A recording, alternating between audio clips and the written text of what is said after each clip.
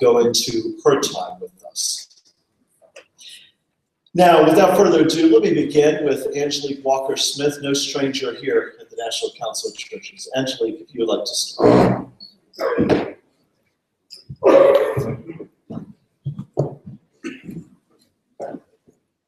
Good morning. Good morning. It's great to be in this wonderful company that I've been a part of for many years, and to be back in this manner. I get to share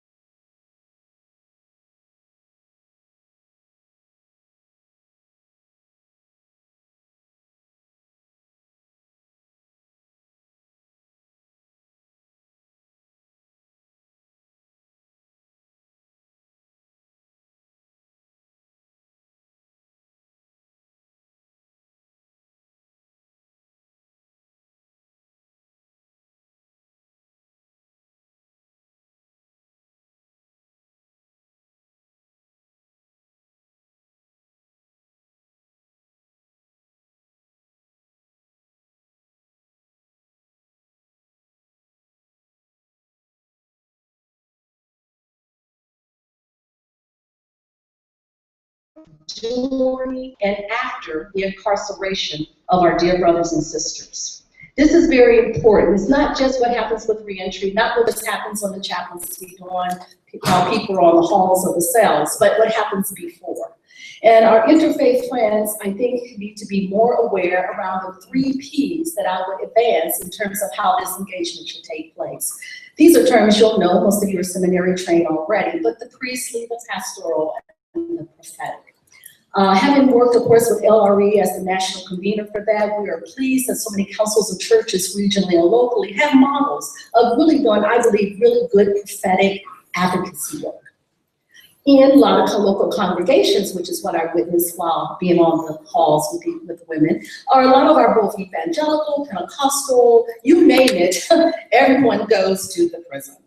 I've seen that happen. They don't always work together, but they're there. And the chaplain's responsibility is to make sure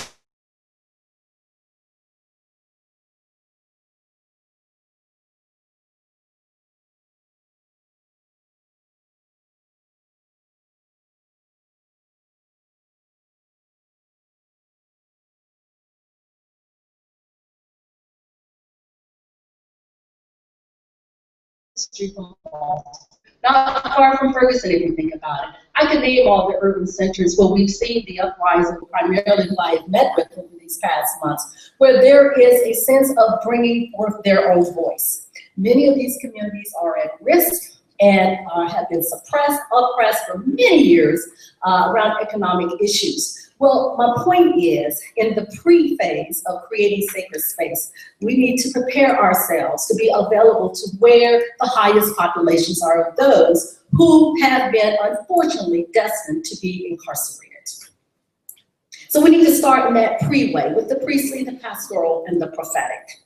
All 3 components. What do I mean by that? Priestly, yes, it does matter. Sacred ritual does matter. It does matter, for example, when I was in Indianapolis, to be able to bless the ground again where there were violent deaths at all the different places in greater Indianapolis for all the years I served there.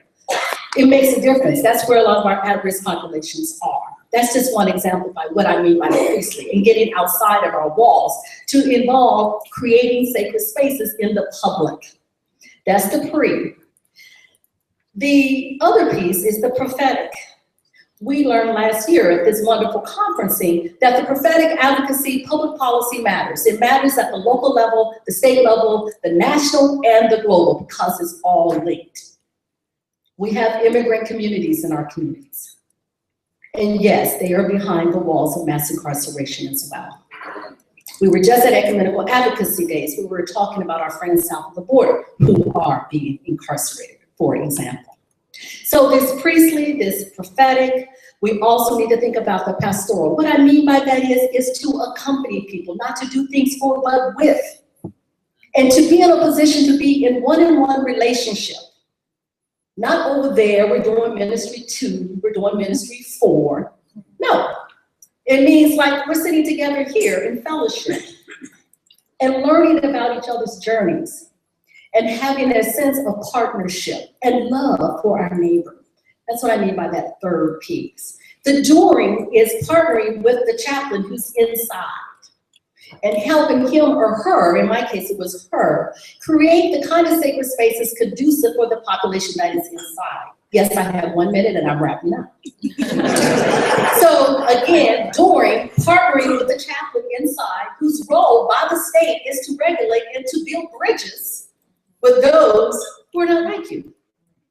Those not like you who are the population that has been incarcerated, but those who are not like you who may not believe quite the way you believe. And to figure out what that means and how you can be a catalyst for partnering while inside. The post is about re-entry. Now, if you've done the other two steps, you have increased your chances for being successful in the re-entry. That's what my doctoral study showed. Building trust from the very beginning and walking through the steps and being strategic and being mindful of that increases your possibilities of success. I'm done. It's been 1 minute. There you have it.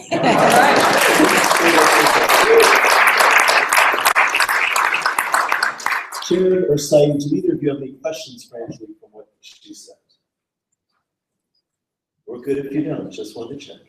No, I kind of feel like you took a lot of things that I was going to say. Oh, Excellent. it's nice to be a lady.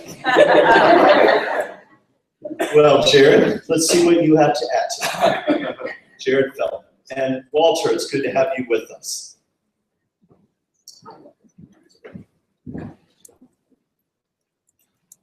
Well, first off, thank you all very much for inviting me. It's a real pleasure and an honor to be here with all of you and so many of our kind of great partners that we work with on both the local level and also on the national level. So it's very rewarding on a personal level.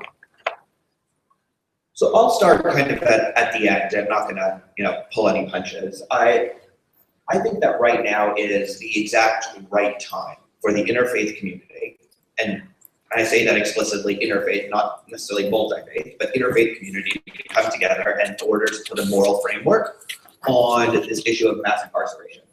And I say that because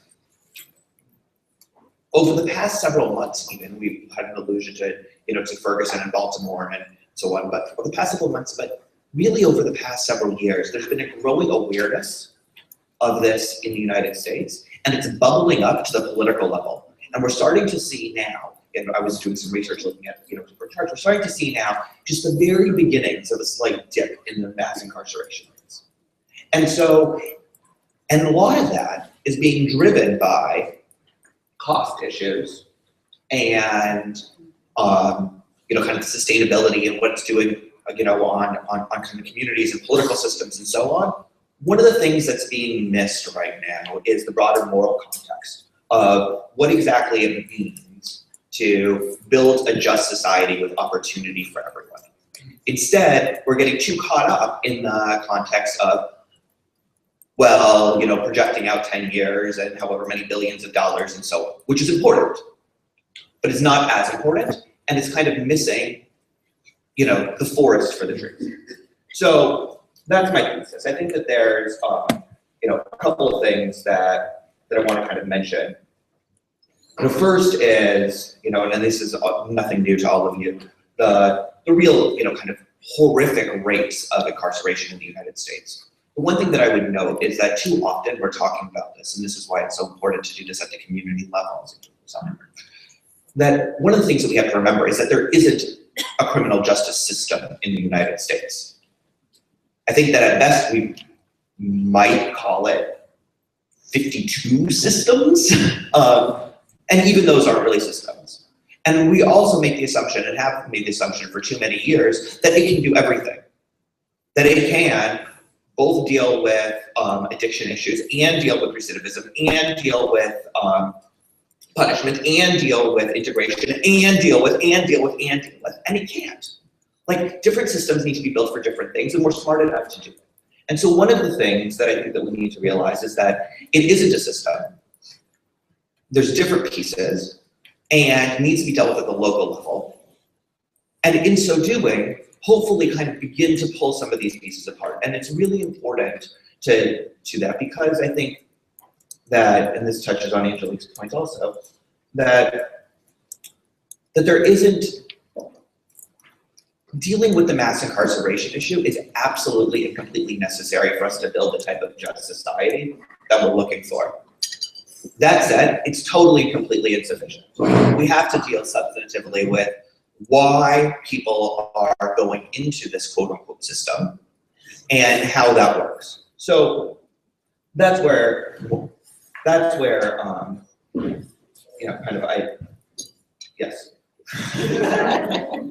So we have to deal with that. The last piece that I would mention is that there's both broad and disproportionate impacts on the mass incarceration.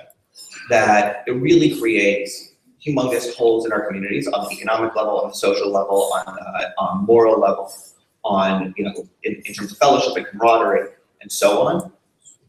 But we also have to remember that there are communities in the United States that are really bearing the brunt of this issue, much more so than others. And it doesn't really matter how we slice it.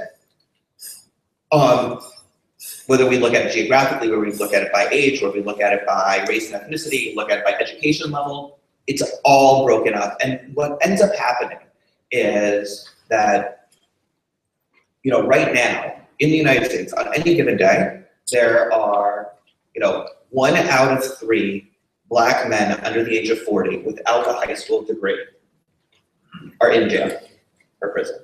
1 in 3. So that's either the person to the left or to the right of you.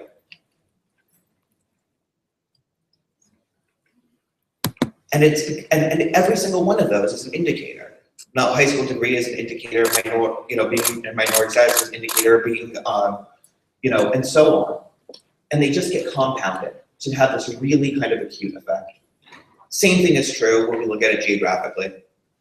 The levels of incarceration are much, much higher when we look at kind of the, Louisiana, Alabama, those states, versus when we get further, kind of northeast. I think we need to pay attention to that too. And again, if that's the case, if we're looking at where these are disproportionately, then we have to do a much better job of rebuilding and reknitting our communities and doing it locally. Because that's going to be the only way in order to address it, because of how it's so broken up. So thank you, and thank you.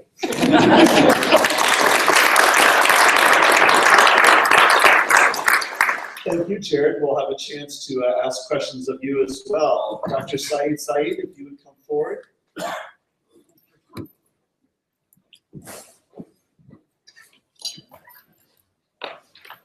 Good morning and salam alaikum.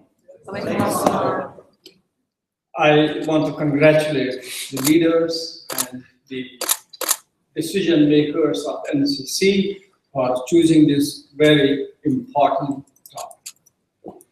The reason is, they say that America's population to ratio to the world population is 5%.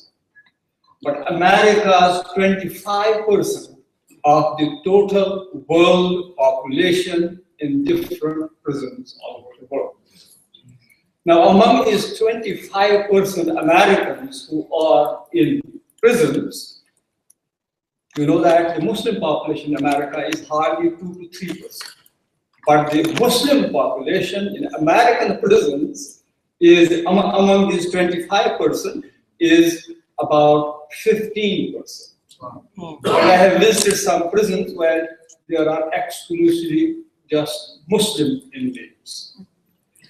So there have been certain advantages of this. Many of you might have heard that.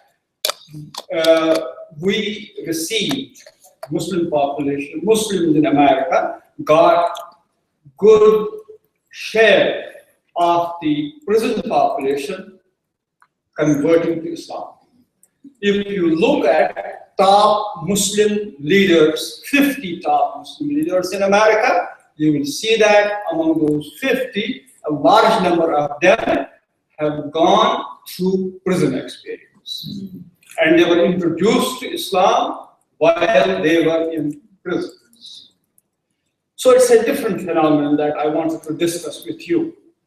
So I personally was very aware of this phenomenon in America.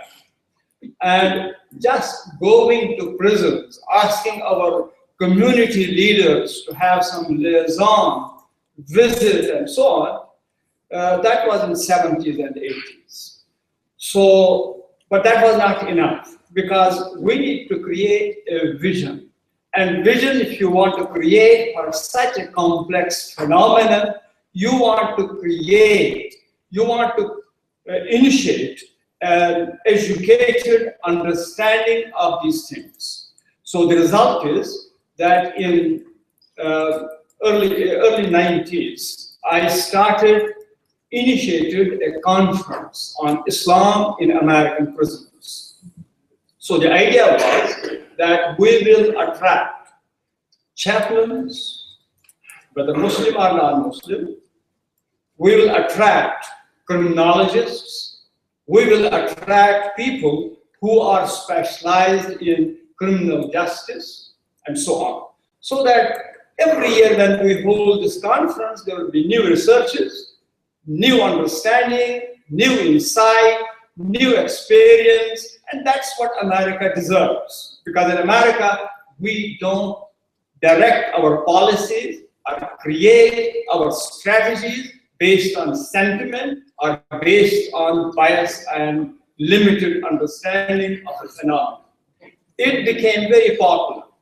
Every year, I was presiding on this conference. Mostly we had it in Chicago or in some other cities like Columbus and so on.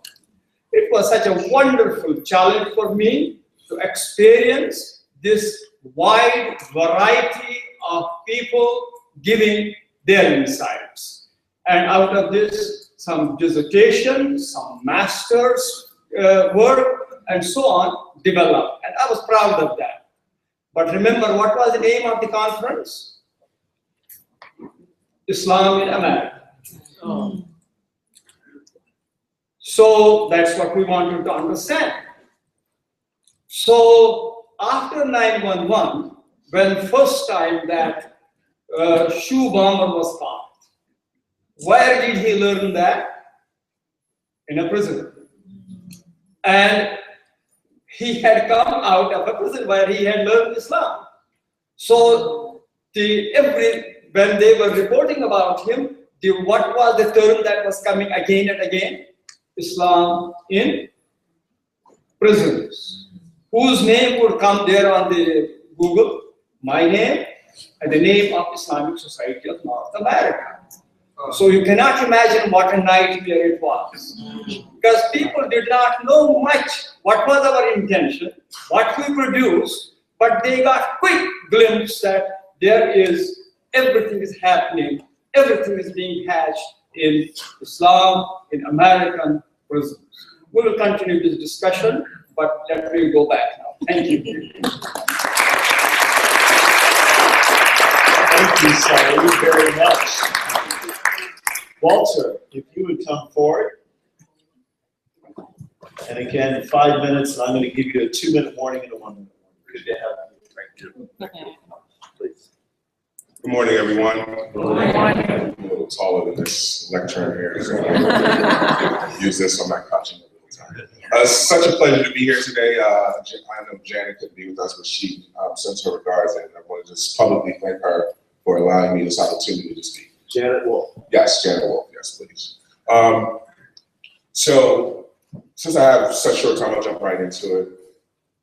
The prison system in this country is doing exactly what it was designed to do. I'm just going to say that again, so that that can resonate. The prison system in this country is doing exactly what it was designed to do. I don't have a bunch of time up here, so I'm going to fly through who I am really quickly and then go into more of what I was talking about. Personally, I've been incarcerated. I was able to come home and I got educated up to my master's degree from the University of Cambridge in criminology. And I work in prisons now, not for the prison, but in the prison, trying to bring education into the prison. So I deal with prisons quite a bit. But for us to understand this epidemic of mass incarceration and what's going on in this country, we first have to go back hundreds of years to understand how we got here today, if I can for a moment. In 1776, when this country first was created, there was a constitution that went along with that, liberty and justice for all. But that didn't include a certain group of people who were still slaves when that was penned. And it wasn't until nearly 100 years later that the Union conquered the Confederacy and slavery was over as a byproduct of capitalism and not altruism and goodwill towards Black folk. But in that clause in the 13th Amendment, it said that one can still be a slave if convicted for a crime. Now, this was a compromise and an attempt to help the South restore its economy without free labor by using the criminal justice system as a means to regarner the free labor. And so after the 13th Amendment was ratified and it took place and now you can legally be a slave again, there came this set of laws called the Black Codes. The Black Codes were a bunch of fictitious laws that were on the books in the South that helped the government to re-enslave Black folk. This was a period called convict leasing. And in this period, like these laws consisted of things like it was illegal to walk on the train tracks after dark. It was illegal to talk loudly in the presence of a white woman. It was illegal not to have your ID on demand. And you could be sentenced and put back onto a plantation for years as a result of breaking one of these codes. The prison system still does that today. This period was called convict leasing, and many would argue it was much harsher. It was much harsher than slavery because if a plantation owner bought a slave, it was an investment. They took care of that slave, they fed that slave, they clothed that slave, they made sure that slave had shelter. But when you can go to the courthouse and just pick up bodies for free, or you work them to the bone, and you don't care whether or not they live. That happened after the 1865. And then there were several systems. I'm not going to go through it. Read Michelle Alexander's New Jim Crow. Several systems that were erected and dismantled over time. And right now we're on the fifth system, which is mass incarceration, if we want to start it from 1776. This is doing exactly what it was designed to do. And so now, as Dr. Saeed said, we're about 4% of the world's population, 25% of the world's incarcerated population, and private prisons are on the rise. Private prisons are making contracts with governments to say, listen, we'll build this prison and we'll do it cheaper than what it costs you. You just got to guarantee that you're going to keep it full for the next 20 years. That's happening on Capitol Hill as we speak. This is a serious problem for people who don't want the system to continue to function the way it is. I work in prisons and there's so much promise. And in no way, shape, or form am I the exception. I've just been exposed to exceptional opportunity. I am not the exception in any way. I've simply been exposed to exceptional opportunity. I heard somebody speaking about Baltimore. I actually went to Baltimore. I actually went in Baltimore because I know that, no matter what side of the political spectrum you're on, you can't trust that media. If you're gonna watch Fox News, it's nothing but a bunch of animal thugs who need to be criminalized. If you're watching MSNBC, people are pissed off about Freddie Gray having 80% of his spinal cord severed with no answers. If you actually go to Baltimore and you go to Freddie Gray's neighborhood, there's nothing but boarded up homes and liquor stores. And it's been that way for the last 50 years. If you go to Freddie Gray's neighborhood, which is Sandtown, Winchester, a little small town in Baltimore, you'll understand that they closed the schools and consolidated high school students and junior middle school students with junior high students because of budget cuts. You'll go to Freddie Gray's neighborhood, you understand that there is absolutely no opportunity, and the buildings that they burned weren't even in their community. And there was more outrage over broken windows than a broken spine in this country. We have our priorities all messed up, and this is something that I get very passionate about because I'm on fire about this topic because I feel like there are so many movers and shakers who are stunningly silent in times of adversity such as this. I just feel like one of the things that I hope to accomplish out of this meeting is getting back to who Jesus really was. And I'm saved, I'm a Christian, that's how I got in prison. I mean, I knew Jesus before that, but that's how I got through. And I just hope that we get back to the Jesus who wasn't afraid to tell people they were wrong and flip over a couple tables. All right.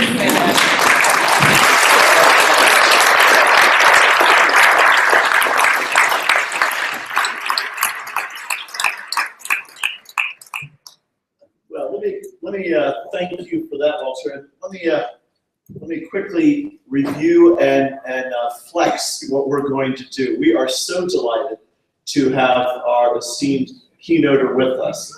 And what we're going to do.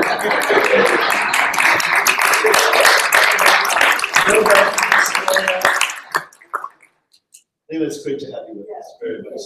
Thank you. Thank you. What we're going to do is, I'm just going to make an executive decision up here. What we're going to do is, we're going to go ahead and open up for questions from you all for our 4 panelists. We're going to do that for a little while. Then I'm going to ask our panelists to stay and remain up here while we then hear our keynote address. And then I'm going to take more time for questions following that. So does that work for everyone? And that way, and we will still also, in the interest of good order, we will still break in time for lunch. So first, let me ask for people to raise your hand, and I will acknowledge you, and then you will stand. Again, let me say, state your name and your affiliation, and then because we don't have, I don't see mics floating around. Oh, we do have one. Excellent. Wait for the mic to come to you, and then make your question known. And again, please keep it brief. So please feel free and start raising your hand. Questions for any of our 4 panelists who have spoken. Okay. We have one in the back, and then we'll bring in our coming up here. Okay, we'll start up here. Catherine.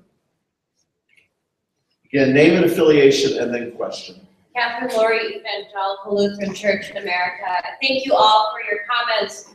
Angelique, you mentioned the reality that there is multi-faith representation in the prisons. They may not be talking together, working together. What do you see that could catalyze that working together?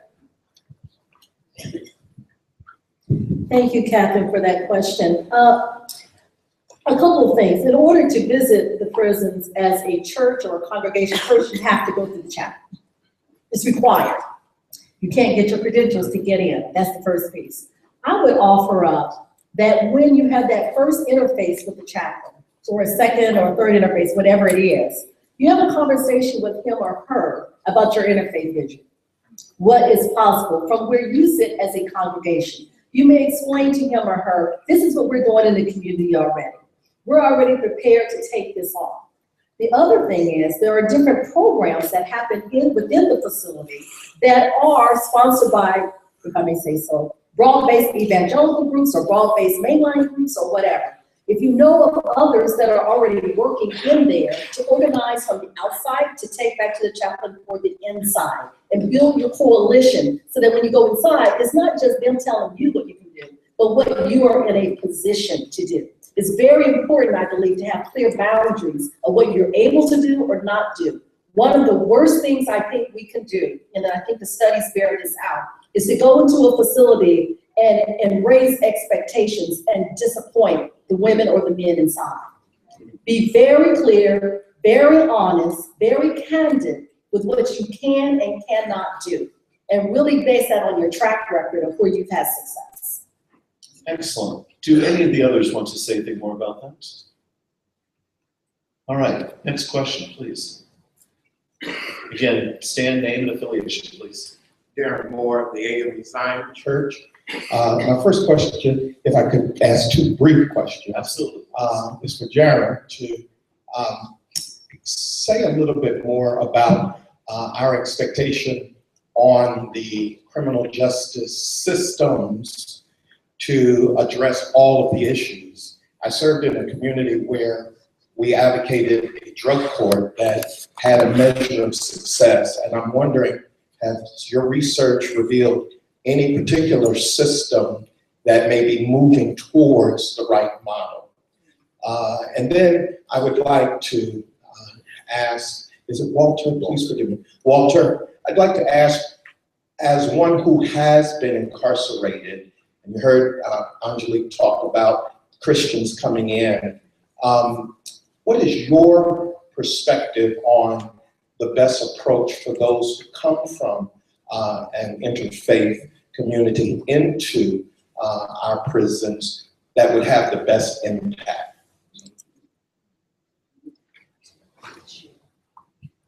Great, thank you. I think that there is a bunch of experimentation right now that's bubbling up, mostly at the very, very local level. So you have communities individually setting up things like drug courts, kind of some, kind of supervised release type programs, as opposed to just keeping people in jails. There's some really interesting stuff, and I think we'll kind of have to watch and see how this plays out. And it's interesting in particular because of the scale of what's going on in California with the transfer from, the state penitentiaries to the jails, and how the jails and counties are then dealing with it. Each one of them is kind of experimenting a little bit differently. I think that the big key is, there's two drivers of the mass incarceration piece, or two big drivers. One of them is kind of the egregious sentences. And then the second is the overcriminalization. And both of those are kind of fusing together in order to create this system. And so I think that one of the things that we can tackle is whether it's the drug court model or so on, where we kind of move out of this idea that there is this is somehow inherently so evil it's criminal, to how do we actually help build a sustainable community. And I think that that's kind of the key. A lot of times, and unfortunately also it's happened in drug courts too, where they just become like another kind of petty court that just like moves people through, and that's not successful either. It's really about having, being able to kind of connect the resources, so that it's not just about the criminal justice system, but it's also about the public health system, and it's also about the housing system, and it's also about the education system, and having all of those tools and giving a judge or whoever is presiding discretion to use all of those tools in order to really help the individual, as opposed to just strictly punish. Thank you for your question. And I would add a third driver. Sorry, Jared. I would add a third driver to the things that Jared spoke about. Jared spoke about the sentencing laws being egregious and overcriminalization, but we also have to talk about this thing called recidivism. And so recidivism, for those who don't know, is the rate at which people generally go back to prison within 3 years of release. In some countries, it's as low as 40%, which is not really that low. But in other cases, it's up to 2/3 of the people released from prison will return back. Of the 2.4 million people incarcerated right now, over 90% of them will return to our communities one day. So this is definitely something that we have to understand is why people are going back. And so to answer your question, I think that one of the things that is intrinsic to prisons is the ability to place value on something. There is no money, there is no currency, but there are a lot of ways in which you can provide value for somebody. It could be, doing a phone call for someone's friend through your phone line. You could, sell items that you bought from your commissary. That all is value. And even programs in prison. Programs in prison have a value. A lot of people participate in programs in prison because they think it'll look good for when they see parole. And parole will be more favorable. They'll give me a date to go home, and I'm free. So you have to think about how you're going to be considered, how you're going to be classified when you're going in as interfaith chaplain and an interfaith minister going in. If what you're providing isn't really valuable to them, one or two things can happen. Either nobody will come, or people will come just to meet with other people, because it's an opportunity. Prisons can't block. Legally can't block one's religious freedoms. So those are things to consider. When you're going inside of a prison, you're climbing an uphill battle. And so what I would really charge you to do in terms of being the most effective is figure out ways that your church or your ministry can provide opportunity. Opportunity. When people are coming home from prison, people need identification. People need employment. People need jobs. People need housing. The unfortunate reality of this country is that the people who are being locked up are the people who are most economically and socially vulnerable. Generally, rich people don't go to prison. Educated people don't go to prison, and there's a reason behind that, and I don't have enough time to get into those things, but the people who are going to prison are the most socially and economically vulnerable and are disproportionately Black. Opportunity, however, wherever, you know, and again, we don't live in a society where our institutions are a bunch of silos, and we didn't get here to be in the background. This is a very fluid society, you know, education, all this stuff plays together. And so when we see systems of police brutality like we are today, and again, let me be clear, the only reason we're seeing it is because of Facebook and camera phones. Right. This is something that's always existed. That's right. Look at the numbers. Look at the numbers. So, in addition to being reactive because the problem has gotten so bad, we also have to think about proactive measures. You know, how can churches being planted in poor communities rebuild those communities, strengthen those communities? You know, a lot of times, you know, and I commend the church, I'm part of the church, they open their doors at these times, but oftentimes, from what I understand is that there's not enough community church engagement. And that can often act as a preventative measure, you know, having the church help to build up the housing, to build up the community, to do a bunch of other things. But early on, providing opportunity is essential. Thank you, Walter. Jared. Saeed, would you like to add something to that, please? And just use this one here. Yeah, it doesn't stretch easily, but you can stretch it a little bit. Yeah, I want to say that Baltimore has made us aware in a very shocking way of what can happen when you have two Baltimores, North and South. And I want to say that this has been all over the world. There are North, South, East, West divisions. And humanity was aware of this. That's why during the 20th century, we made an experiment and took God away from our society and created a society, built it on atheism, built it on this claiming that we will make everybody equal. And that evil empire for 70 years took total hold of providing humanity a new model where all the Baltimores would be united. There will be everyone whose basic needs will be met, and then they will live forever and ever in prosperity and happiness. That did not happen. We have found that God is critical in this whole equation. I am here because I know that you are people of God. You are people of religion, faith, and I know that we have to put that back into Baltimore, uniting the only people who can build bridges and understanding when our homes are on fire are the people of faith.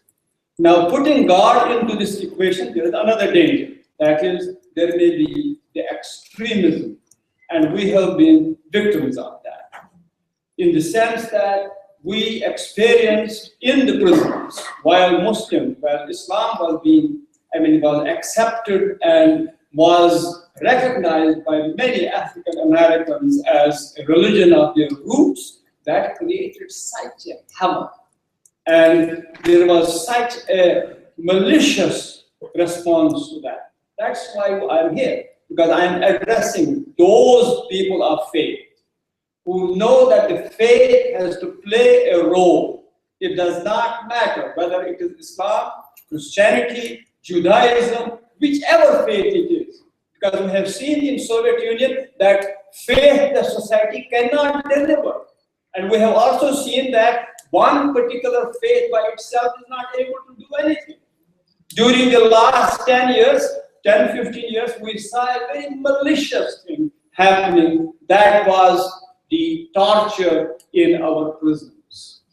And majority of those who were subject to torture, their faith was Islam. And we hated them because they had landed in jails because of their extremism. And we knew that even though they had committed the heinous crime of extremism and terror and all that, but they deserved some human consideration. And then that's where we found the power of faith. We found that interfaith, multi-religious movements can succeed where one single religion cannot succeed. I want to congratulate you because you have been one of the founders, prime movers of a major movement of the century, that is national religious campaign against torture. And we have succeeded in that. I mean, I remember how we were able to have impact on all the different branches of our government. Do you remember how we were not only, whatever we are doing in American prisons, we were actually exporting this torture, the methodology of torture, to those countries where Muslim dictators were ready to do the bidding of their master. This was called a rendition. That is, America used to send these criminals to be tortured in Egypt because the Egyptian dictator, because the Iraqi dictator, the dictators all over the world, they were ready to oblige. But here we are. It is with a sense of pride. We are recounting today that our efforts in opposing torture have given us a new stature that we can achieve.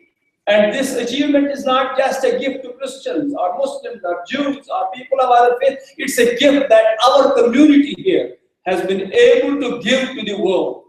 And that's why I believe that Islam in America conference, if we had not to stop it, you will have to take it over. You will have to own it. You will have to adopt it as the Christians who have a sense, who have the vision, who have the responsibility, who have provided leadership in this country in a forward-looking manner.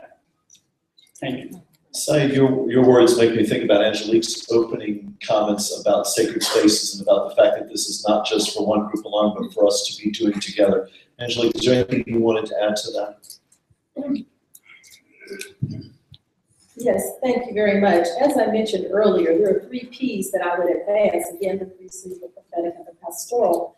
And, you know, unfortunately, I see a lot of churches who say, we're going to do outreach ministry, and we're going to do social justice. But when it comes to mass incarceration, we don't think about the systemic or systematic approach to doing that work.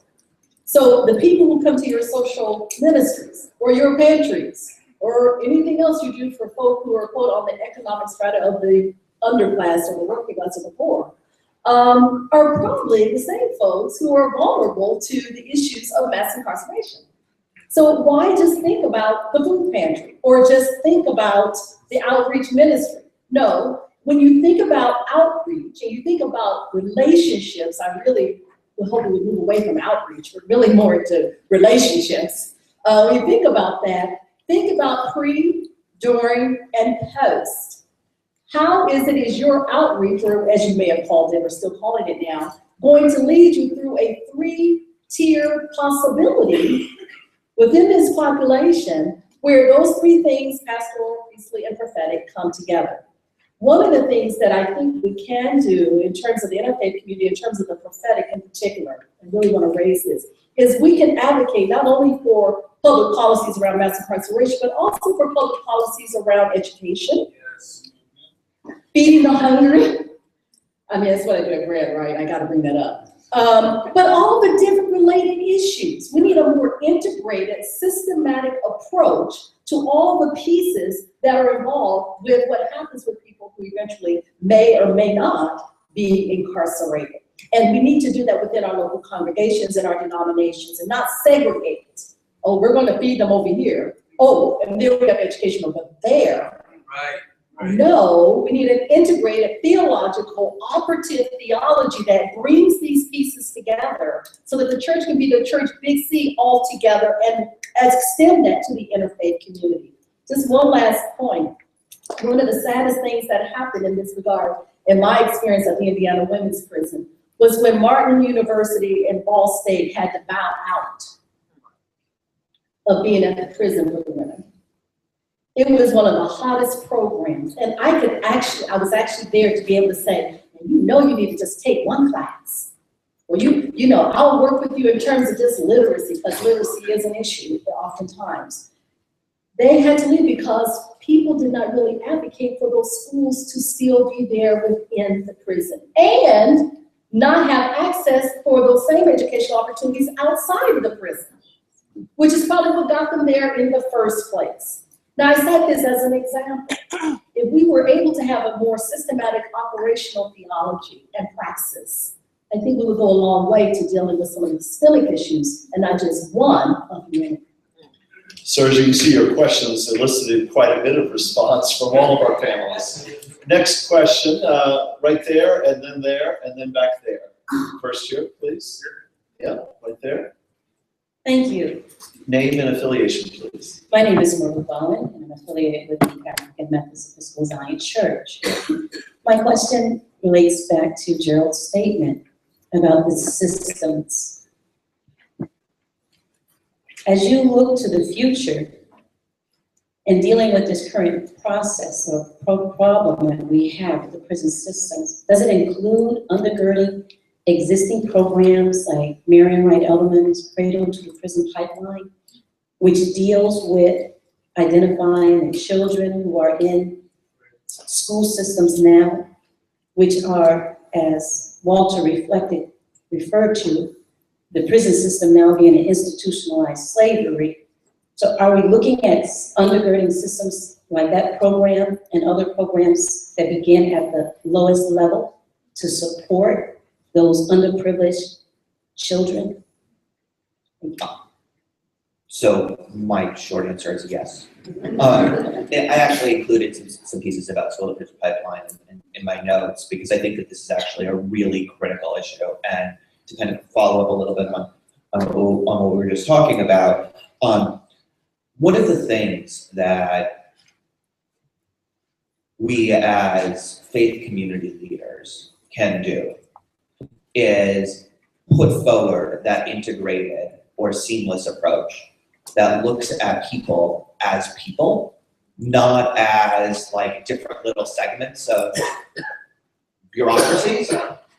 And so I think that one of the major shames that we've done, and we're slowly trying to figure this out in my organization and with so many organizations, in Washington and at the grassroots level is how do we do a better job of thinking about individuals and their needs holistically, and particularly focusing that, and this is one of the things that we're doing at the JCPA, and particularly focusing that on early childhood issues, because we know, I can pull up this different statistics, because we know that kids who, are below reading level, like by grade 3, are going to have a much higher propensity to be incarcerated later on in their lives. We know that.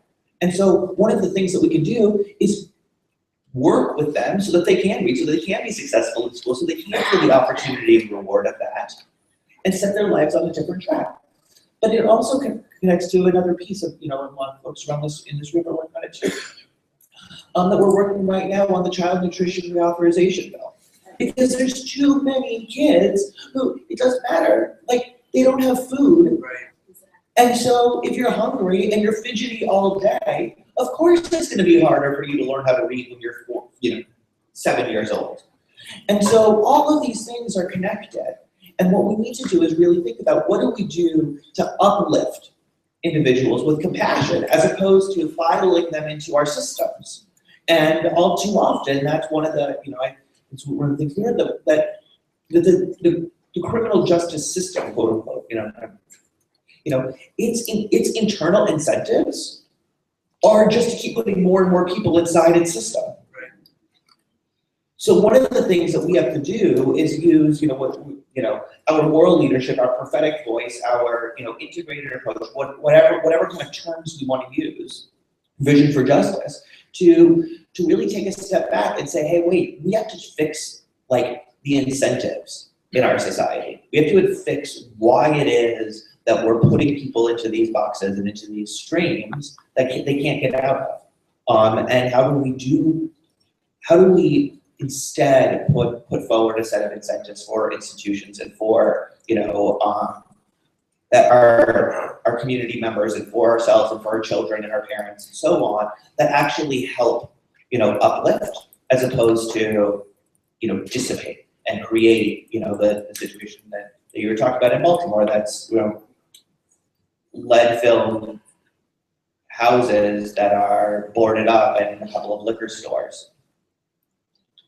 A few more questions right here first, then back there, and then over there. So first here. Oh, I'm sorry, Angelique, do you want to comment Just briefly very- I'm sorry, I work with the women, so Cradle to Prison Pipeline, gotta say something here. I would just simply say, when you're going about the task of being in any of those three roles that I named, please don't forget the women. I mean, it is amazingly important to have emphasis on males and African American, Latino males, but it's also important to have an emphasis on the women. Here in the United States, just like in Africa and other parts of the world, particularly of people of African descent, which is what is my primary portfolio, when you provide for the mother and the women, you tend to also provide for the family. I'm not saying that men are not responsible. I mean, I'm not trying to say that they don't. But the statistics show that with the women, you stand a better chance of maybe getting to the family. This is just what's been proven in the data. You look at our home report for the world, you learn more about that. It's going to read down. Anyway, point being real quick is that Cradle to Prison Pipeline, we really want to emphasize the importance of not only women in prison, but their children being able to visit them while they're in prison. And to always think about unification of families, unlike some public policy that tries to divide families. Yeah. Excellent. We have time for, I think, one more question I've been told. Amen. Thank you. I'm David Corbett from the Christian Science Church. I'm an older white male on the outside. People who know me know that that couldn't be further from the truth. My question basically is, I thank Jesus for you, Walter, and your survival. In a system that has dehumanized, originally, the sins of my fathers need to be uncovered. And I would like to just hear a little bit more about uncovering those sins. And then also the rehumanization of people, male and female. Because we need to hear that. We need that dialogue out there. If we don't have it, it'll just continue. Walter, if we could have a brief response. Sure, yeah. I'll be as quickly as possible. I just think that in terms of uncovering the sins, one of the things we cannot, as a country, continue to talk about this or any other problem without talking about race. We have to talk about race and the impact of the history of race. If we want to talk about Santa Winchester and why, this small town, 450 people are locked up. The women, the female to male ratio is 6-to-1. We have to talk about racism. We have to talk about issues of redlining and how Black families were not allowed to get mortgages in certain areas that ultimately created the white suburban middle class. And right after the Depression, there's a lot of things that we have to talk about, and a lot of context that we have to have. In terms of fixing it, I believe that I found a way in Christ. Just by reading about Christ and understanding what he did and understanding who he was, it's important. It's important because, I think one of the biggest drawbacks of the church, both domestically and internationally, is allowing Fox News to dominate the discourse of what it means to be a Christian. You gotta take that mic back. You gotta take that mic back. Jesus made it very simple. He said, love. I'll do all the drawing. Just love. Love people with the love that I've given you. That's it. There's no qualifications on it. And that's in this Sermon on the Mount, where we get our Beatitudes from. He didn't say those, blessed are the, unless you're gay, unless you're able-bodied, unless you're Black. There was no qualifications there. There were no conditions. If we can get out and stop asking questions, stop asking why you deserve this, stop getting rid of this insatiable thirst for punishment that we have in this country, and just get to the point where I don't care who you are, I don't care what you've done, it doesn't matter. I love you. And I'm here to provide as many opportunities for you. Because at the end of the day, in this capitalistic society, we're so infatuated with material things, but nothing comes with us. And people are starving because of it. People are dying because of it. Freddie Gray's neighborhood is like it is because of it. You have to reject these institutions that contribute and maintain the status quo and our oppression, and just get out there and radically love. Amen. Thank you. Thank you. Let's say thank you to all of our panelists.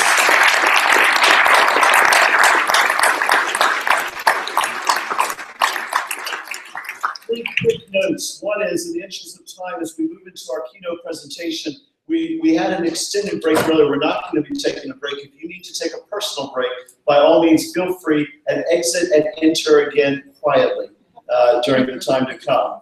Secondly, again, I want to say thank you, and I want to recognize as we segue from mass incarceration into also looking at international interfaith peacemaking, I want to take note of my remarkable thanks to our Jewish and Muslim colleagues, as well as from other faiths. I know that I personally experienced some incredible work with the JCPA, with the Islamic Society of North America, and others this past year as we toured the Middle East together and did some remarkable work together. So I'm just so appreciative of you all's presence here. Of your presence with us, and wise words. Angelique, always great to have you. Finally, I just want to make an unabashed plug for one of the works of one of our convening tables. If you want to dive deeper into some of this, at the end of our time these few days, you're going to be receiving a link to a starter kit for teaching and learning about mass incarceration. It's produced by the Convening Table for Christian Education, Ecumenical Faith Formation, and Leadership Development. And it's a 73-page document that has got lots and lots of further links, all kinds of resources for you to be able to make use of. Now, without further ado, I'm going to ask the panelists to remain where they are and be able to hear our keynote from here. But I want to invite a dear friend and remarkable leader in the Christian community to come and introduce our speaker, the presiding bishop of the Evangelical Lutheran Church of America, Elizabeth Eden.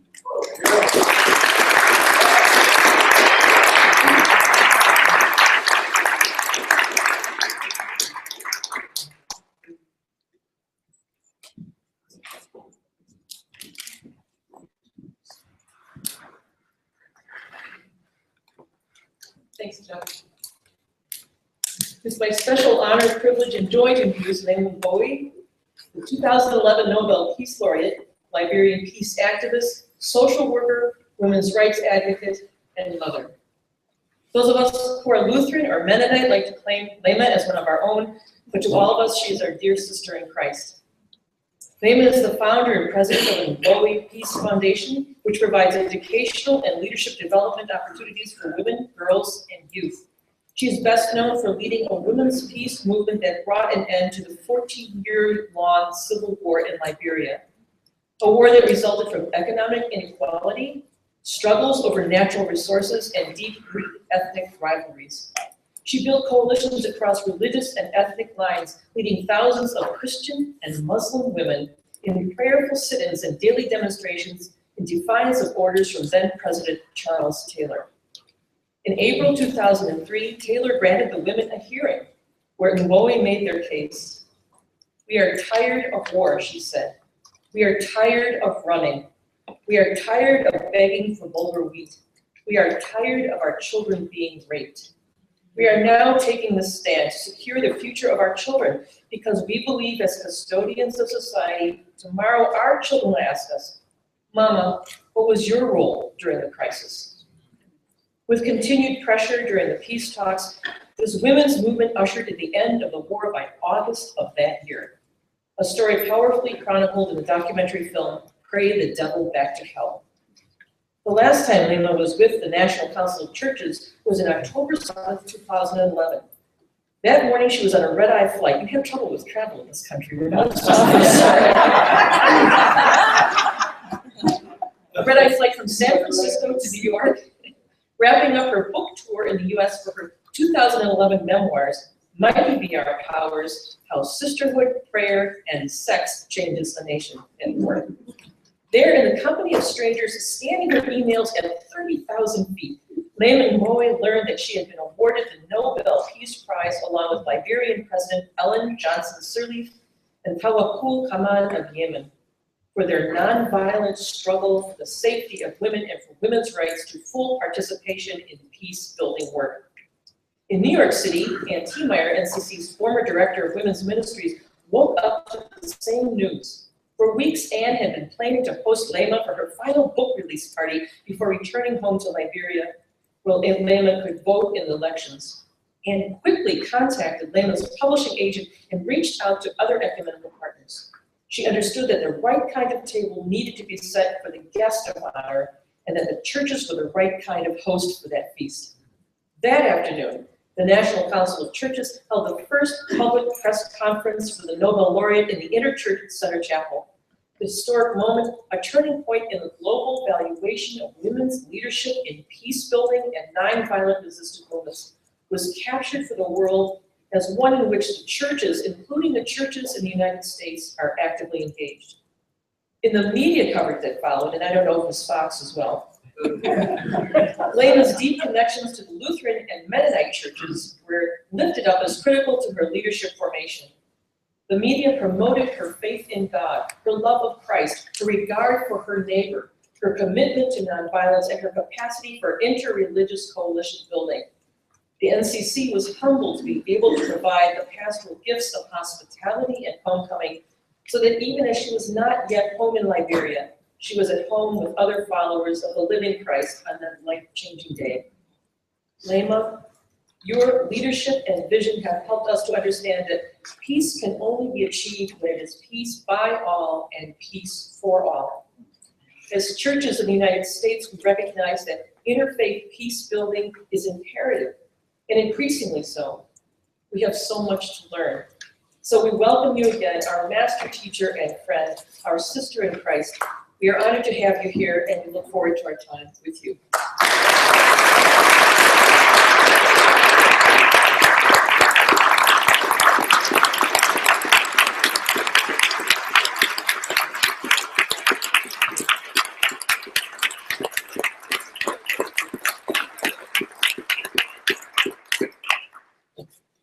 Okay. This has been a morning. I've been traveling like mad, and I can't even remember dates and times.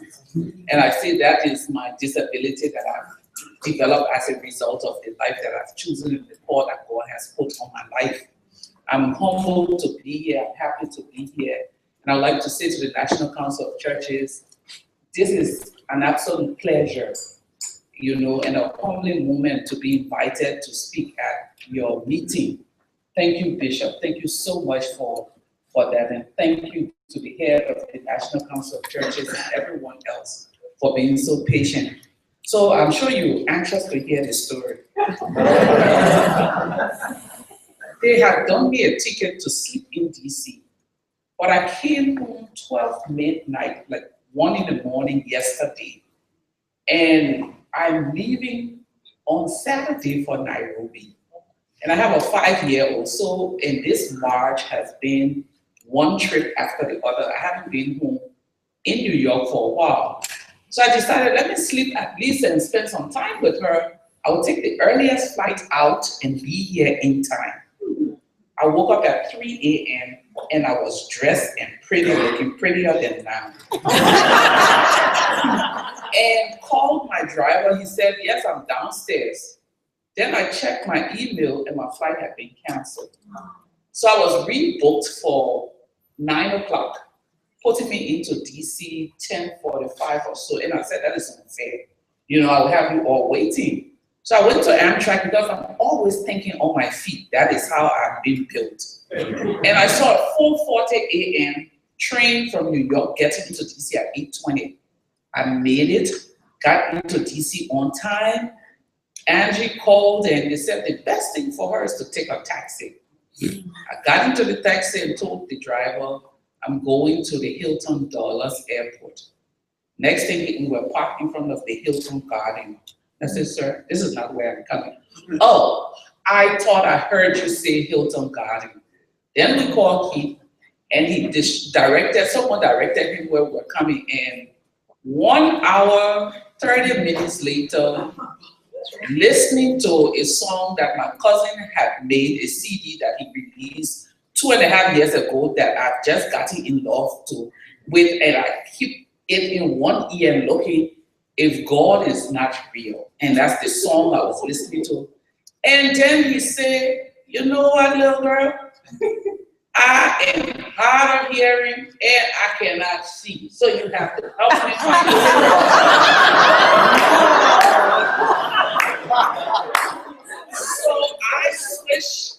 from If God Is Not Real to my favorite song by Fred Hammond, Jesus, Your Fence Around Me. I needed him to protect me. And then at one point, as that song was playing, and I just said, Fred, you just direct us. Because we went from one end to the other, one end to the other. And when I look at his meter, it was $95. And then he said, you know what? It's unfair for me to charge you. So he turned it off. And I'm just sitting there smiling, but someone called him around 9:45. And by the time he answered his phone, he said, "Who after me?" I said, Lord, we're in trouble. 9:45. God, I am done. We went around again, and the next thing he said to me, you know what, we're running out of gas. And I need to go to the bathroom. I said, okay. Finally, we went to an office building. I went in and someone directed us there. Then we saw a guy who directed us to the Hyatt, and that was it. I said, you know what, put me down right here. If those people really want me to come and get me from this Hyatt hotel. And I decided to pay him. I paid him. And then I said, thank you, sir. Is that how you're gonna go? You're not even giving me a hug. Oh, wow. Come and get your hug. And just go.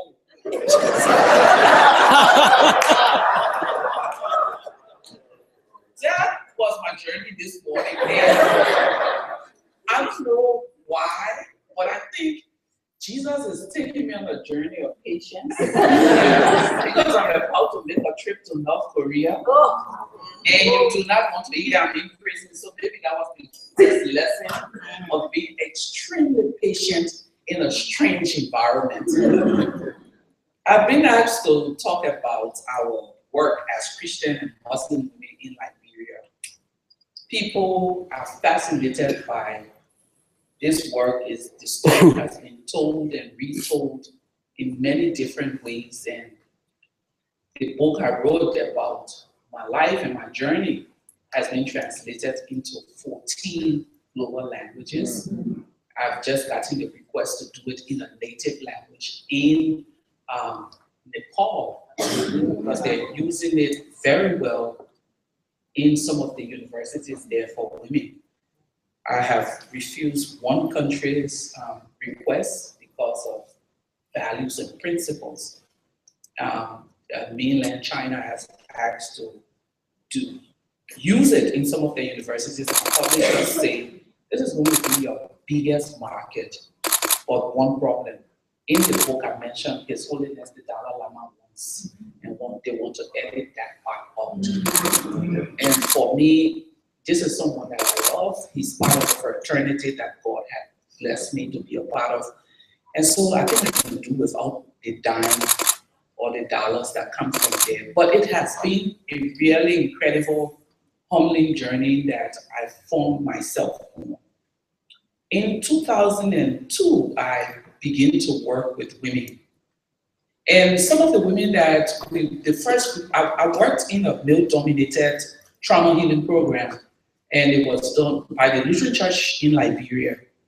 As part of my work, I was a volunteer staff. They asked me to go in there to work with child soldiers, and that was my way of trying to get my life back on track after 4 children, an abusive relationship, and every other thing that could go wrong with a young lady that had her head not screwed on right. And so I went in there and started working as a volunteer staff, and they assigned me to work with these child soldiers. After months of working with them, we got a request from communities to begin to work with security officers, because we go into communities, we went to communities those days and did training with security, and then with the community people, and the community people went back home, and the securities did the same kind of human rights abuses. So the community said to us, we'll do this work 100 years, and you will never get the results because the perpetrators are not being worked with. So we started a whole program during the President Taylor's administration, working with security men. I used to be the only woman on the team as a trainer. And every community we went in, they mistook me for a cook. So we're working with these military and paramilitary men, and first thing in the morning, they see me, they say, what did you make us for breakfast? And it will not be until they sit down and I introduce a session, start training, that everyone will be like, you know. And in most of those trainings, 50 people, 3 women, and the women would never speak for 5 days. So we decided, I went to my boss and said, let's start a special program for women. We started this special program for security women. And it became very clear the moment we started that in order for women or any group of people to work on issues of peace and security, you have to go through a process of re-socialization. And so for those women, we first needed to do the healing, the trauma healing with them. A lot of them had issues that had taken place years ago in their lives, and no one had stopped to talk with them. I talk about women that we are the sponges, regardless of where you find yourself. Whether you're in America or Asia, Africa, every problem in the community, in your home comes to you. You absorb it in a totally different way than the men. And so you carry that weight, and in most of our communities, women carry the weight, and they're not able to speak about it because what they've been socialized to believe is that people have to come to them and they are not supposed to complain. So you carry all of this. So it became very clear that we couldn't move from point A to point B about peace building if we didn't go through a process of healing first with these women. And so we'll do these special circles where women will sit and talk about their experiences and just talk and talk and talk, and the next morning their transformation will be totally different. And since we were working with Christian women at first, we had to also realize that after healing, they have this fire to want to change the world. But there is something about our socialization as women of faith that prohibits us from getting involved in public life. And so we have to go back to the Bible with the Christian women and start looking in there for women who have done extraordinary things as a means of re-socializing them. One of the Bible verses that I love and have exploited is Judges 4:4. It's a simple verse that describes Deborah. In that verse, it says Deborah, a prophetess, a judge, and the wife of. Our socialization as women of faith has always been the wife of, period. So we have to bring these women back to the place where there was an understanding that you had an identity. First, you had a calling, because a prophetess is a call. A judge is your career, your identity. Then the wife of. But a lot of the women we're working with had no call on their lives or did not know where to begin to look for their call, and they had no identity. I will take you back to a place that I went and informed this. I have to give credit to this pastor. There's this female pastor in Ghana who is hated because her message is a message that Jesus was a feminist. He was there for women, he empowered them, he was not disempowering women, they were a full part of his ministry. And even though people saw 12 men who were the disciples, but there were 12 women or more women who were his confidant. I would rather be the confidant of the king than to be his follower. Because then I find myself in a very powerful place. So I, as Christian as I believe I am, I usually avoid the church and the women conferences and all of those things because I think most of those conferences reinforce the wife of theory. So I came from a trip and my church had sent me this text in Ghana that there was a conference going on for women. And when we're in Ghana, we go to a charismatic church. When in Liberia, my husband is AME and I'm Lutheran. So just think about how confused our children are. So I wake up this morning and say, okay, I've had a long trip, nothing to do. Instead of just staying in this house, let me go to this conference. And I get to this conference, thousands of women. I sit in the back because I figure my feminist attitude will be seeping all in the room and I will be the odd one. And at the time, not being married, and all of my radical women's rights thing, so I took a seat way in the back of the church. And this keynote speaker, this was my first time encountering this woman, got up and said, let me see the hands of all of the women who came in this room because they're looking for a husband. I said, here we go again. And half of the women raised their hands. Let me see the hands of all of those women in the room who have a husband and looking for children. Half went up. Let me see the women. And so all of the stereotypical things she asked. And then she said, let me see the hands of all of the women who came here because they wanted to hear a message to advance their career. Trust me, we were like 5. Let me see the hands of all of the women on that group, were probably 20. Let me see the hands of all those women in this room who work for women's rights. We were 5. And then she said, come up here. I need to lay hands on you because you're doing the Lord's work. By that time, I was fired up. And then she used that verse. And then she said to the thousands of women in that room, what is your identity? Who are you? Our ministry is this. Is that all you want to be? So when we started working with those women, those were the things that we did. We had to go through a process of resocialization. We used Deborah, we used Esther, we used those strong women in the Bible, not just using them, but using what they did for their society and challenging them that as women of faith, it was important for them to take a stance for Liberia. Then we started working with the Muslim women, and we used the Prophet Muhammad's wife, Khadija, who was a businesswoman. She wasn't just sitting there, she wasn't just in the home. And we were fortunate to have one imam who was a friend of our movement and who really just helped us to preach this message of peace and Islam being a religion of peace and the role of women in trying to transform Liberia to a peaceful country. We got to that point.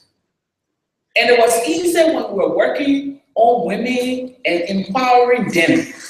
And then it came to the point where we had to do the interfaith interaction. It became very clear that we had to do a process of reconceptualizing faith. What is faith? What does the Bible teach us about war and peace? What does the Quran have to say about war and peace?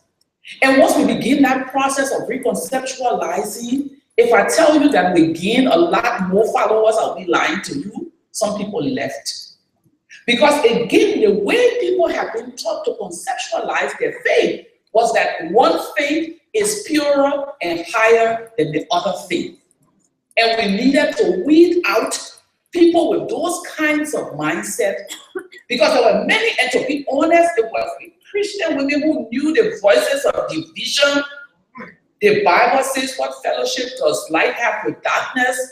You know, all of those scripture references that tend to divide were the ones that were putting forth. And at the end of the day, we have to say to some of them, if you cannot be here, you have to leave. Because this is an interfaith movement. This is a movement of solidarity. This is a movement of this. And one of the things that I must say, everyone is crying and we live in a world of fundamentalism. Extremism is on the rise.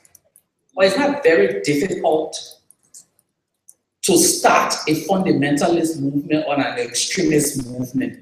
The world that we live in has made it very easy. Our religious practices has also made it very easy. Because we've stepped out of, and I like what Walter said, what role did Jesus project when he was in this world? And for us as women, Those were the questions that we kept asking ourselves. What would Jesus do in this situation? He stood up to the tyrants. He spoke up about policy issue. He spoke up about those who were not right, the woman who was the prostitute. He spoke up for her. When we started our movement, the first thing that happened was that the women came and said, first I said to them, I could not be the leader. Drink, check. Fornication, check, check. Clubbing, check, check, check. And I was sure that the Lord did not call me. He just gave me a message to pass it on. And then the pastor said to me, no, Leymah, the dream bearer is always the dream carrier.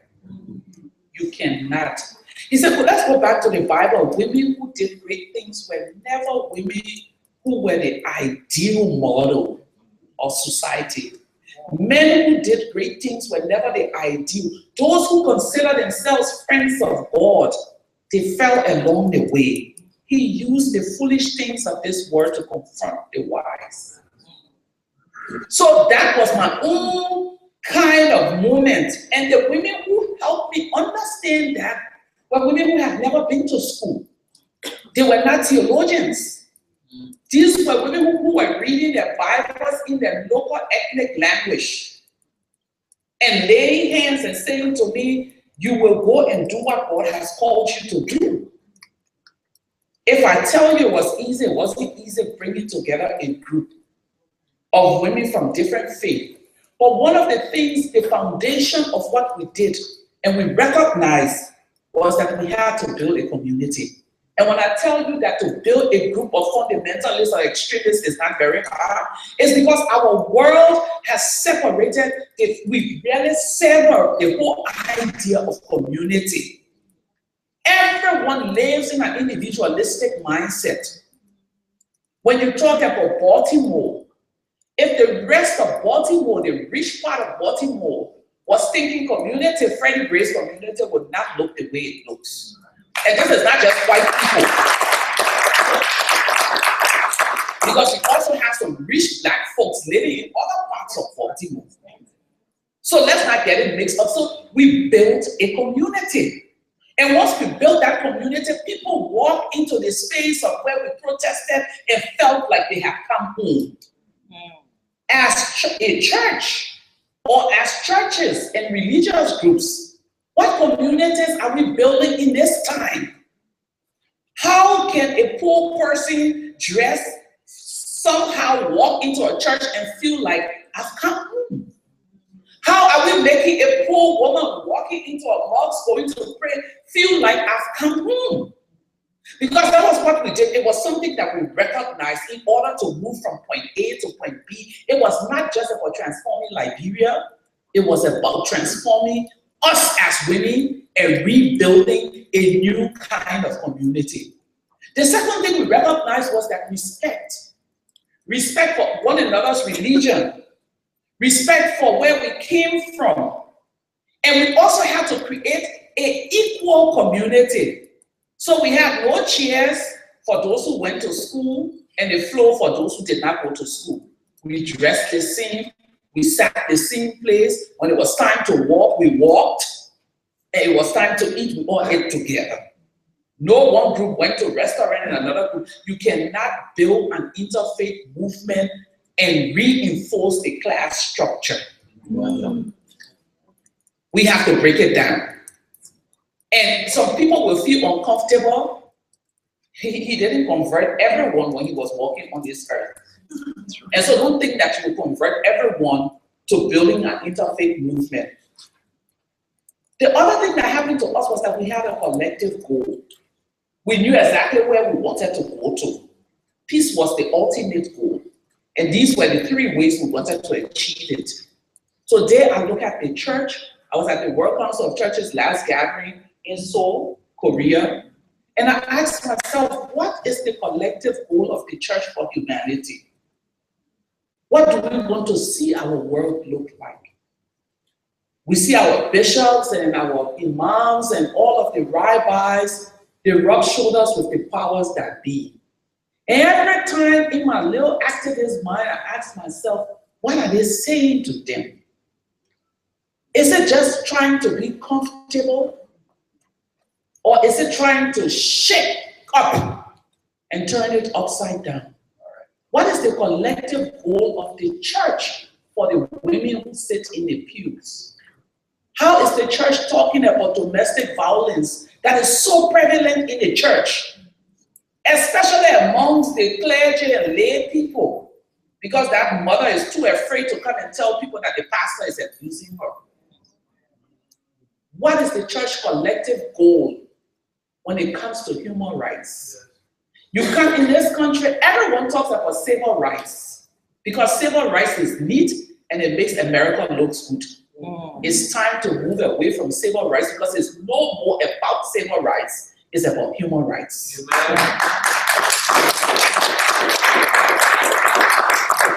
What is the church stance on human rights? Because human rights is about structural injustices. And everyone is just being reactive to police shooting and people shooting police officers. That is not the problem. The problem is embedded in the structure, as Walter said. What structures did we build our countries on? And how are those structures now just projecting themselves in the form of the different kinds of violence and poverty that we see happening in our faces? So for us as women, we had this collective goal, and our collective goal was peace.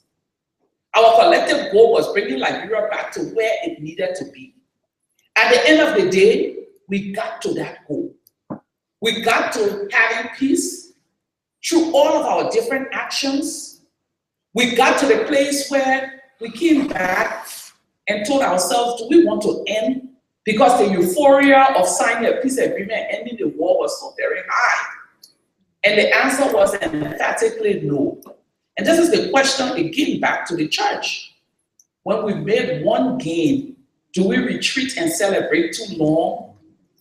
Because every gain you make on every social justice issue is the foundation for reaching for more. And I think the problem we have is that we go back and we keep toasting ourselves too long until problems start again. For us as women, it was like a no-no. So we protested from April to August, and we got peace. But then we protested for 2.5 years afterwards for peaceful elections, for disarmament of the combatants.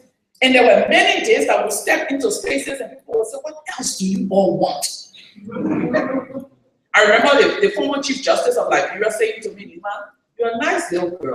Why don't you just go and find a husband and find something to do that is neat and womanly?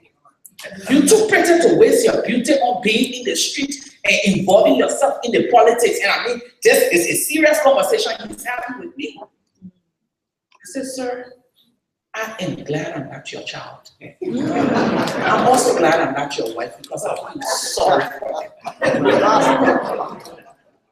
But that was the only response I could give. If your mind is so far back in the 1800s that the only role you see for me is having needle and making tablecloth, you need to get your head right.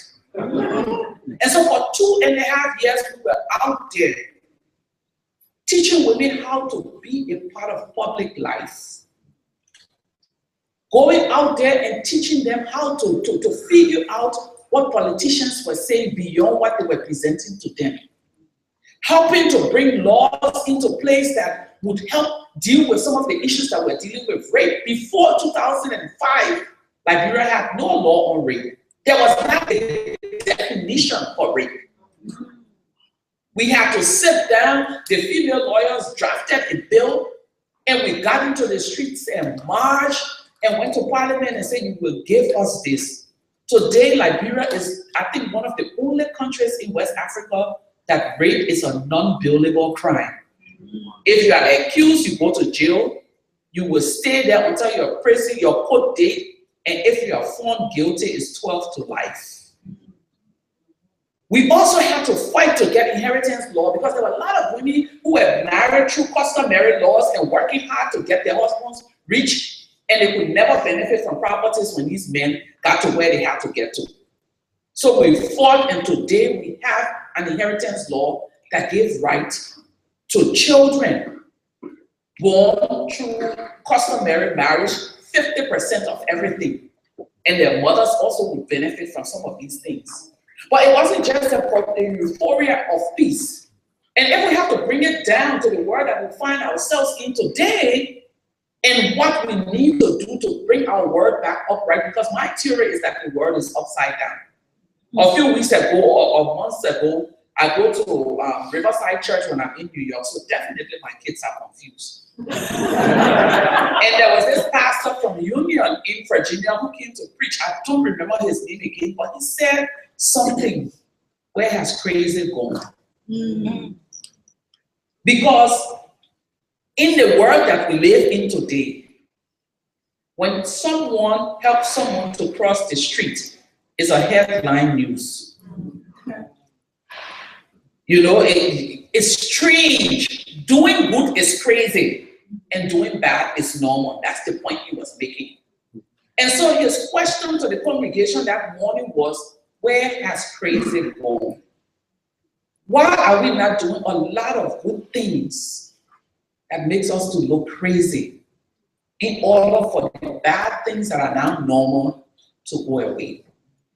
And that is the question for the world we find ourselves in today. For the church, it's time for us to be crazy like Jesus was when he was in the temple. Go crazy about human rights. Go crazy about women's rights. Go crazy about all of the poverty and injustices that we see around us. Go crazy about the crazy and crooked politics that we see unfolding, and it is endorsed by the church, unfortunately. And it's time for, and I'm not just speaking about church in America, I'm speaking about global churches, and you have a stake in it. You can turn it around. Most times I challenge the church. How do you expect us to challenge our countries about constitutional issue when in most of the churches in Africa that you support with your dollars, the bishop changed the constitution to be bishops for life? How do you beat that? The contradictions that we find happening every day in the space that we come in. I often say to my children, I know sometimes when God looks down, he tweets SMH. You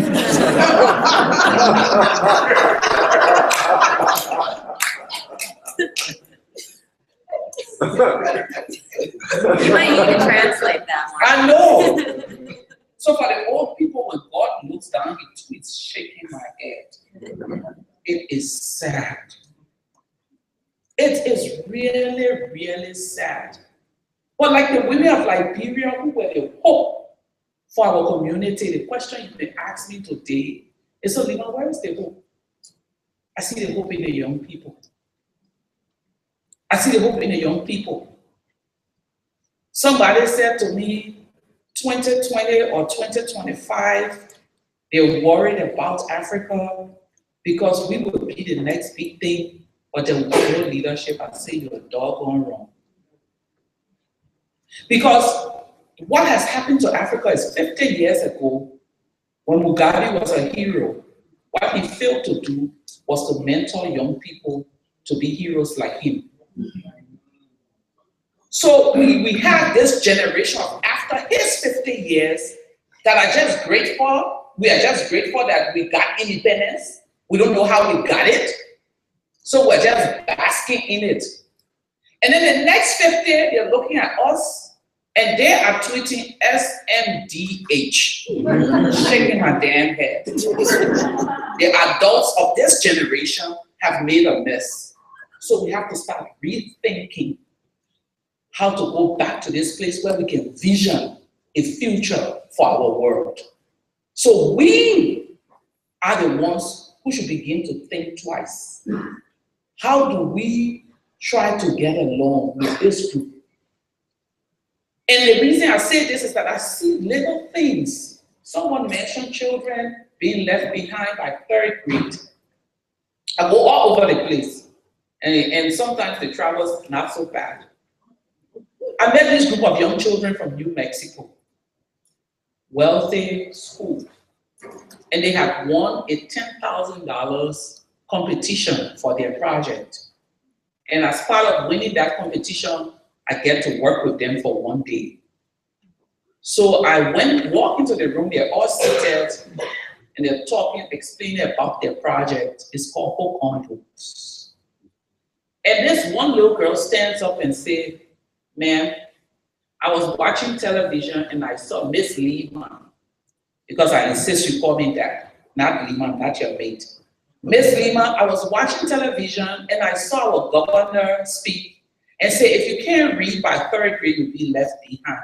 I was appalled. I was annoyed.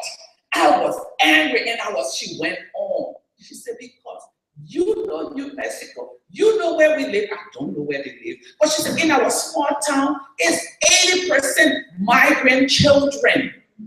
We do not have structures for them to read. And you were saying they'll be left behind. And I was looking and saying that all of the little children in this community will be left behind.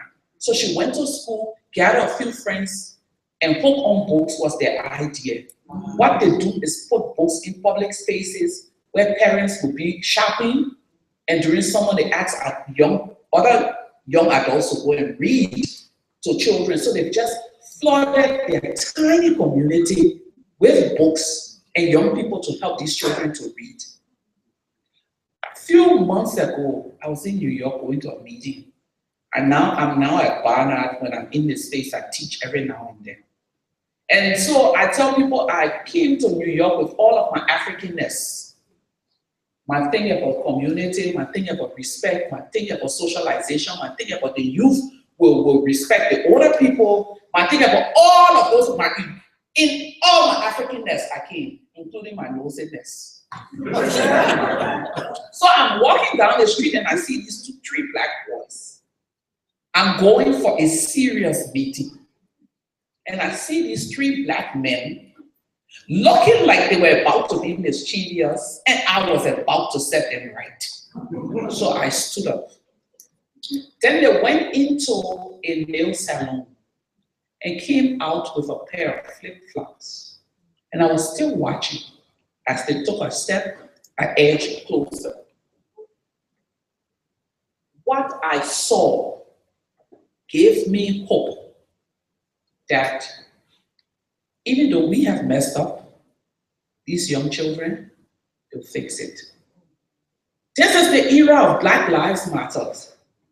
This is the era of the conversation around racism in this country.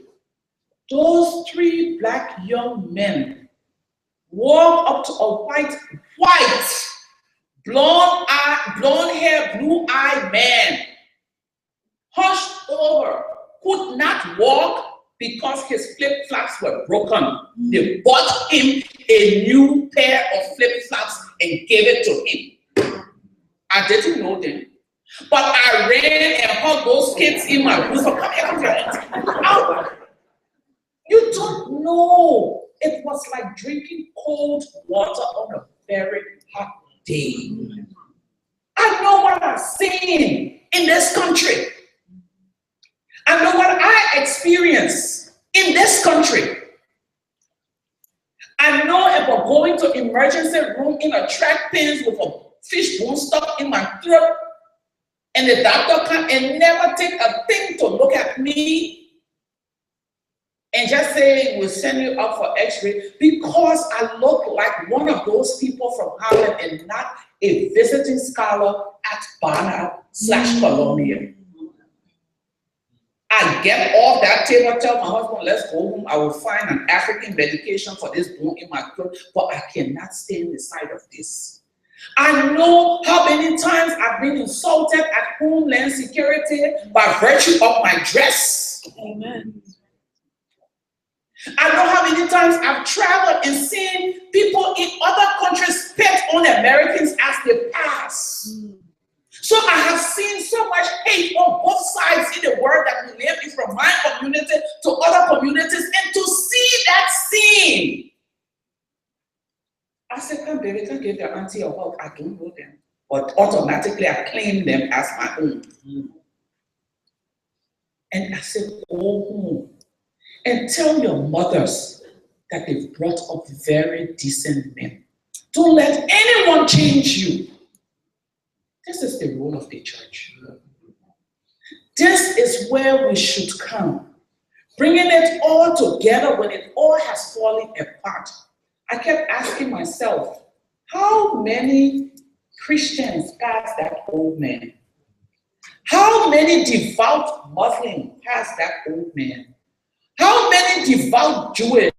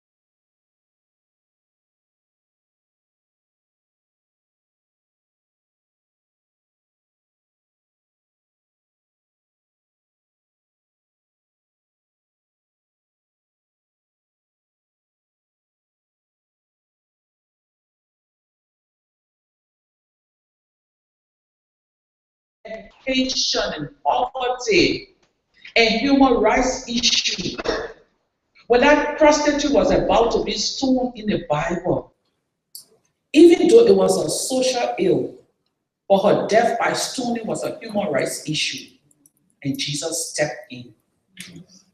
As you leave this conference, as you think about interfaith interaction, I want you to also think about what you as a church, as an individual, as a church person can do to change the world. I begin to use Eleanor Roosevelt quotes because I've changed it around and made it crazy like me. And from those little black boys' story, Eleanor Roosevelt once said, do one thing every day that scares you, right? I have turned it all the way around. Because everyone in this world is doing one thing every day that scares them. Bringing up the Tesla, Facebook, eBay. Big things are happening where the world has gotten to. And this is the word that I leave you with. Because that's exactly what we did as women of Liberia. Do one good thing every day that everyone else is scared to do. Thank you.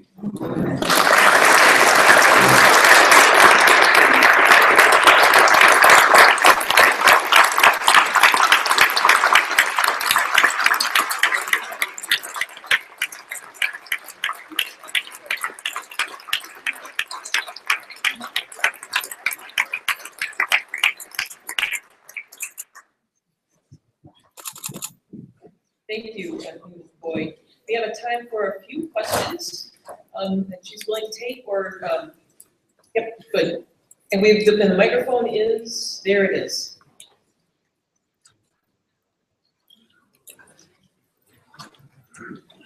You know, I taught confirmation class for 25 years, and I can outweight you. So, your name and your affiliation, please. My name is Victor Martinez. Is this on? No, is it? My name is Victor Martinez. I'm a student at Boston University. So I think I have a question regarding not just necessarily addressing the problem while it's here, but how do you overhaul a system that continues to perpetuate itself, how do you confront a system like that is not necessarily inherently bad, which is capitalism, but it's definitely used in such a way where it constructs evil? How can we confront some of these systems that shape our reality and that construct or subscribe a particular value to individuals?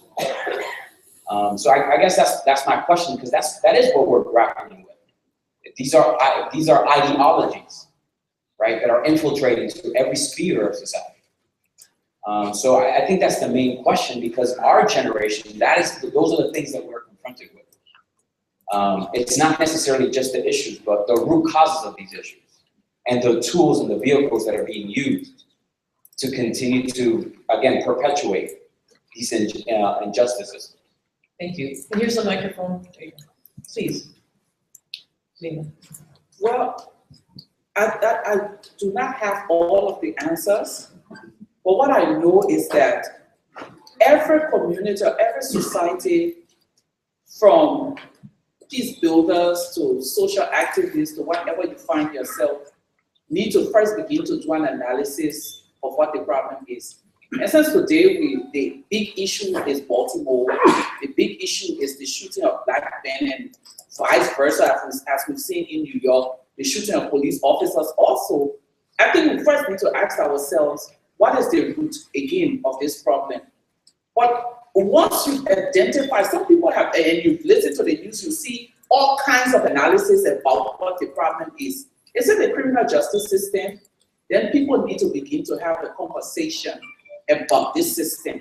Because when you have a systemic problem, one of the reasons why it perpetuates itself is because everyone is afraid to talk about those difficult questions or have those difficult conversations about where they find themselves. And I think today in America, the killings and the lootings and the rampaging of different things need to bring people together. And the question you want to ask yourself, whose role is it? And I think that's where the church comes in. I think that's where religious institutions come in to really start bringing people together to have a conversation about some of these things. We put forth a proposal to some people that in New York, it was important not just for the victims of such police crimes, mothers to sit and talk amongst themselves, but it was important for the wives of police officers to begin to talk to mothers of kids who have. It's important for that kind of conversation to happen. Let me tell you something. Over time, when you've had problems in your communities, or when you have all of these stereotypical issues or stereotypes that people reinforce or act on, my theory, and you can take it for anything, every time you act on a stereotype, he's a Muslim man, I'm a Christian woman. Every time I act on a stereotype that is stuck up here as a result of my socialization or what my community have taught me, I build a tin wall over his face. And the next time I act on it, there's another wall over his face. The third time and the fourth time, and before long, he is no longer a person, because I'm not seeing him as a person anymore. I'm seeing a creature, because my vision now of him is blurred based on my stereotypes that I'm acting on. So it makes it very easy for me to shoot and kill him, because he's no longer human to me. He's an animal, he's whatever I have believed him to be, and that's not true. So until we begin, and the only way, so the question is, how do we tear that down? By having dialogues. I will quickly tell you a story. I took a trip to London a few years ago, and I was going to meet 300 children. I had come from off a plane, gone to my house. There was a big fight in my neighborhood with knife and everything that I was in the middle of. Didn't take my nap, jumped on the flight to London, but I had to read my itinerary, see who was my driver, and I saw a Muslim man's name. And I said, thank God, I'm driving 2 hours outside of London, I'm going to sleep, because I'm sure my driver is not talkative.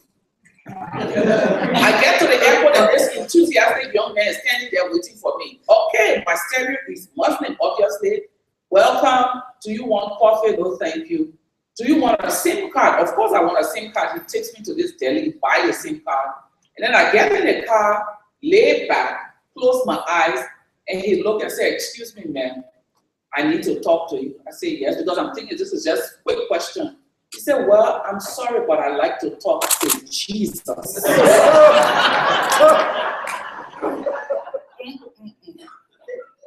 But because I'm an indulgent person, I said, let me indulge him. In 10 minutes, I always have notebooks in my bag with pen. I whip out my notebook. And that lesson is a long lesson that I will carry in life.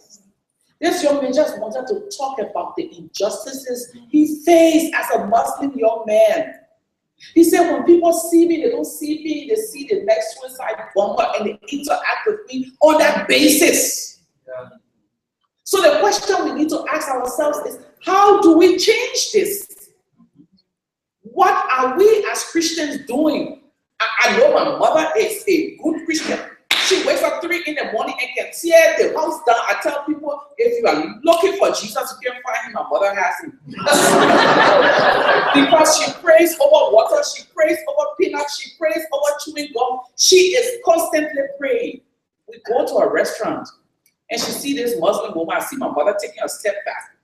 And I said, what happened? She said, you know that dress? She's speaking in our native tongue to me. Those people with that black thing, there's always gone underneath. Say, Lord God, see you. You left Liberia because of Ebola. Don't you think people are dressing far from you because you might be a person carrying Ebola? No, they don't think that way. But how many of us Christians think that way? How many of us people of faith think that way? And so I firmly believe in dialogue. Dialogue is the first step to addressing some of the huge systemic issues that we have. For in neat words, like the US, and I call it neat in quotes, because they're constantly challenging other nations to have dialogues. And no one wants to have dialogue because they're supposed to be neat. Until you begin to have those difficult conversations about human rights, justice structures, immigration issues, and not sweep it under the carpet. Like everyone is saying there will be more Baltimores, and I suspect that it will be worse. One more question, and please. And one more, and then I have to go back on a ride to where? Name and affiliation, please. Russell Meyer, Lutheran pastor, Florida Council of Churches in Tampa, Florida. I want to come back to something that was said earlier about the economics amendment in our Constitution, the 13th Amendment, that we talk about slavery, but it really is all about economics. And I see how that plays out in where I live in Tampa. And I'm very interested on how your peace work in Liberia may or may not have affected the overall economic situation. Because I know if we didn't have the outflow of jobs from this country, we'd have a place to employ young Black men and others as well. So how does peace help build a new economy? You know, but the Chinese have a symbol for peace or for conflict. It is a challenge and an opportunity. And I think in many countries that have gone through war or gone through serious shakeup on the structural shakeup, they have to confront some of the things that you talk about. And one of the benefits of peace that we have seen is that it has given us the opportunity to open up new spaces where we begin to talk about economic structures. Prior to the war, everyone was able to, and when you have society, they sweep everything under the carpet because no one wanted to shake the status quo or disrupt anything that was in place. So the few people who would stand up and say, we are just 2.5 million people at the time, and the wealth of this country is in less than 100,000 people's hand, and we can't find jobs and we can't do this. We say, oh, you want to bring problem? Let's just be grateful that we can find a meal to eat and things to do. That was my mother's generation, you know, and my grandmother's generation. The generation today, after peace, after they've seen war and seen intense suffering, are beginning to ask those critical questions. And I can say one thing, based on my experience in Liberia, this whole hashtag Black Lives Matter and all of the social movement you see coming up is not going anywhere. It's going to increase and increase because young people need answers. And that's what happens when you have crisis. So in Liberia, we begin to challenge. My mother's days, she could never stand up to ask the president any question. My parents, my dad died in August last year, but before he died, when I went to clean up his office after he died, I saw a whole box. Every newspaper that had my picture on the front page he bought. And he said every time he saw my picture on the front page of any newspaper in Liberia, his heart stopped. Because he knew I was being critical of the government. And he was thinking about the implication for me, my life, and all of these different things. But this is what has happened to my generation. We are no longer going quiet.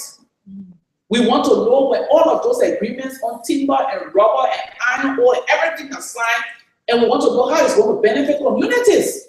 So that is one of the opportunities that come out of crisis. What society has to recognize is the ability to manage this and begin to open space up for dialogue and inclusion will cause some of those movements to go down. But if you think by trying to crush it with police presence and calling National Guard out and all of the different things will go to hell, hell no. Because the young people of today have most time about causing trouble and bringing social change than the young people of my grandmother and my mother's days. So this is the question.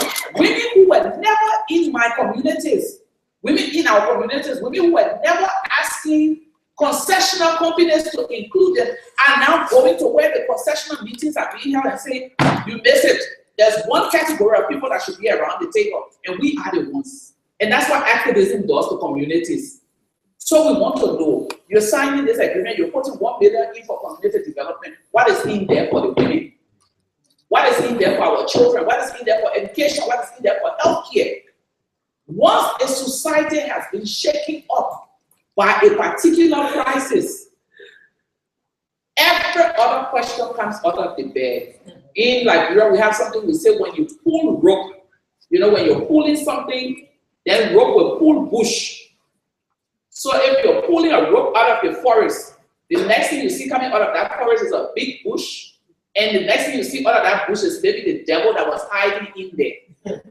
So what is happening in this country is that they're pulling rope will pull bush, and something is going to come out, and based on how the church will get involved and the religious community will get involved, it will be that thing that will transform America or divide America. Thank you all for having me. I have to go on another joyride.